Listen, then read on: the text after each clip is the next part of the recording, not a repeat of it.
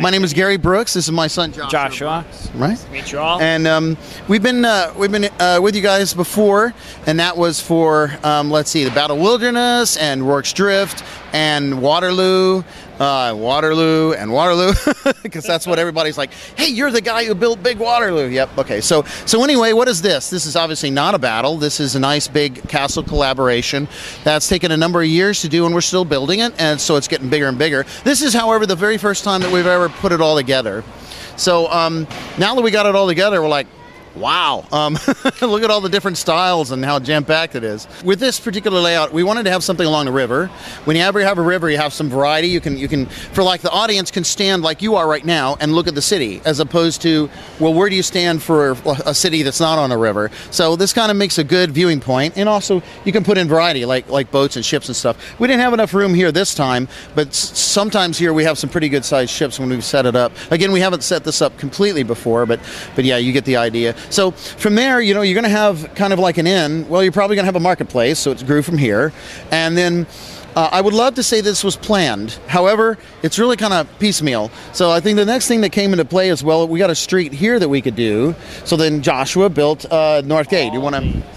Joshua, go ahead. So speak a little bit to that. Well, this is the north gate of the city, Durrough, through which, during market day, merchants will enter down the high road and into the markets in order to set up their stalls to sell their wares.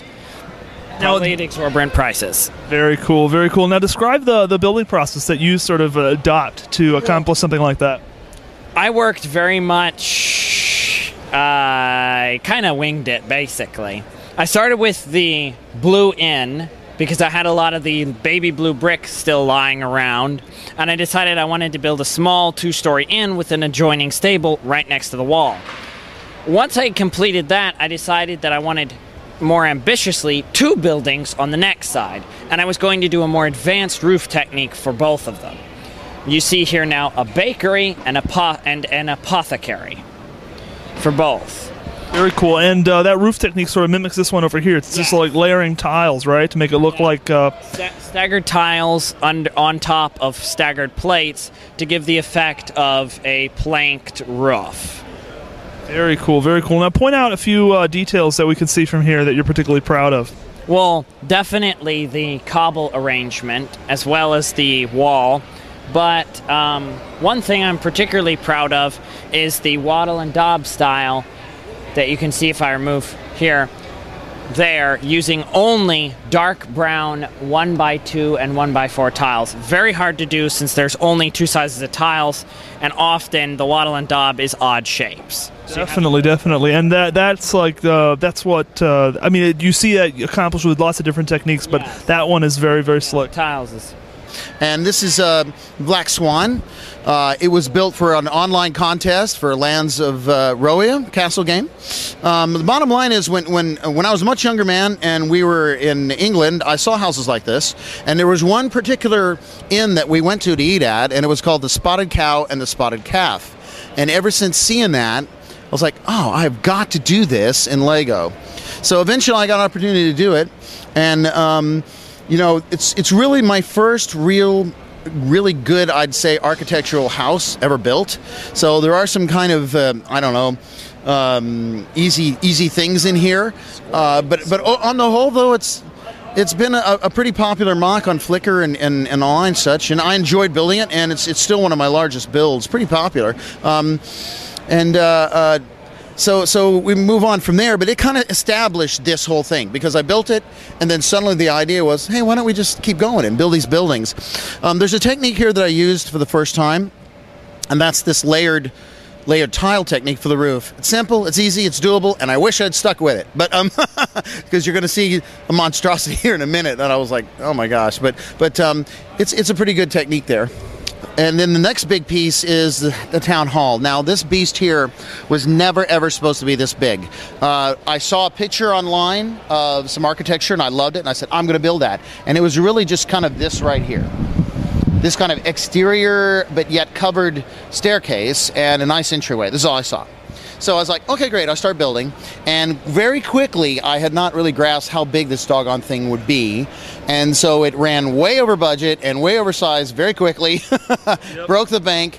And the other thing that kind of killed me was the roof technique. Now, the roof technique, I'll tell you right now, I don't want to say I wish I hadn't done it because it did turn out beautiful, but boy, was it expensive. And so I came upon this idea of just using cheese wedges. Okay, so cheese wedge, the wonderful, beautiful thing that Lego has come up with for slopes. I just love it. So I said, I'll replace tile with this. Well, yeah, there's like 3,000 cheese wedges here, and when you end up doing that over and over and over again, and the other thing is, just because you manage to have a cup of this stuff doesn't mean you could actually build a house with it. So I wound up having to do all kinds of orders, and I'm personally responsible for the price of dark red cheese wedges skyrocketing on BrickLink. Some guy's buying all of them. And that's exactly what it is.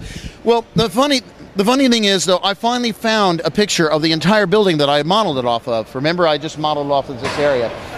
Yeah, it doesn't have this at all. It just stops right there, and it's like, that's it.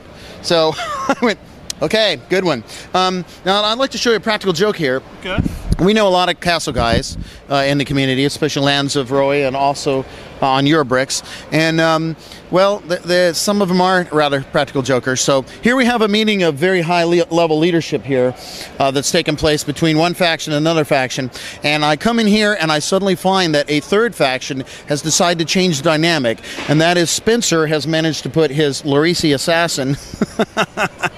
And it took us a long while to find that, but there it is. And very cleverly placed in there. So, nice little practical joke. So anyway, it's come together. The last thing I think has been added is, unfortunately, you're going to have to go to the other side to see it, and that's Daniel's blacksmith shop. Now, this is my other son, Daniel, my younger one, and he really wanted to contribute and build. Yep. And so he built it, but we ran out of cobblestones. So in effect, then, we couldn't put any space for this display anyway in between. So we definitely need to build another street here. And then to fill it out, my wife went ahead and built, my wife Christy went ahead and built this nice little garden to go with it. So really, this is a family mock right here. All four of us in the family build, and all four of us have contributed to this. That's awesome. And so what is it like to kind of build within the family? What's that dynamic like for you? Well, the first thing is, so I am known as brick surplus. What do I mean by that? I wind up ordering the bricks from BrickLink, and I'll go to a compartment, and I know it was full. Suddenly it's empty. Hey, what happened? Basically, when they need something, they come take it. So that's one thing. However, the advantage is, you know, when an AFOL spends a lot of money on BrickLink, their spouse usually freaks out. In this case, my spouse goes, well, why didn't you buy more? So that's another advantage right there. There's one technique, by the way, I'd like to show you real quick, if you don't mind. Daniel, my son. Right. Oh, that's pretty slick. I see what you're getting at.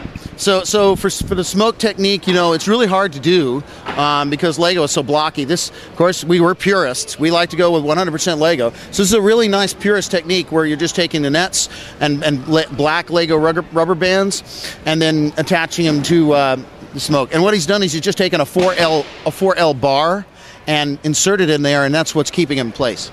Very slick. Well, Gary, Joshua, thank you so much for sharing with us. And wonderful family you guys have here and wonderful build. Good stuff. All right. Thank you very much, Matthew. Awesome.